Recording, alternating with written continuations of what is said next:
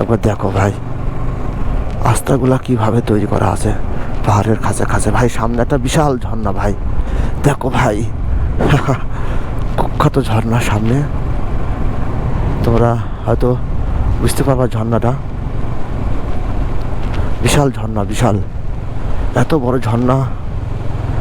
আসলে আমি একলা তো, তাই এই ছবিগুলা ওঠানো মুশকিল, তাই ছবিগুলো ওঠাবো না, ভিডিওটা তোমাদেরকে দেখাবো। দেখো ভাই একবার ঝর্ণাটা কত বিশাল, কত বিশাল ঝর্ণা ভাই, দেখছো একবার? এই ঝর্ণাগুলা কিন্তু অনেক সুন্দর ভাই। এই 2-4 জন থাকলে কি হয়, এই ছবিগুলো ওঠানো হয়, দাঁড়ানো হয়, কিন্তু একা থাকলে এগুলো হয় না, বুঝলা? এখানে ব্যাগ তো এখানে দাঁড়ানো মুশকিল, এই পাশে দাঁড়ালে হয়তো। থাক, সামনে গিয়ে আবার দেখবো,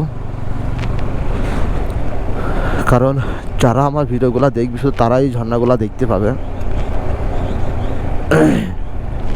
ঝর্ণাগুলো খুবই সুন্দর ছিল।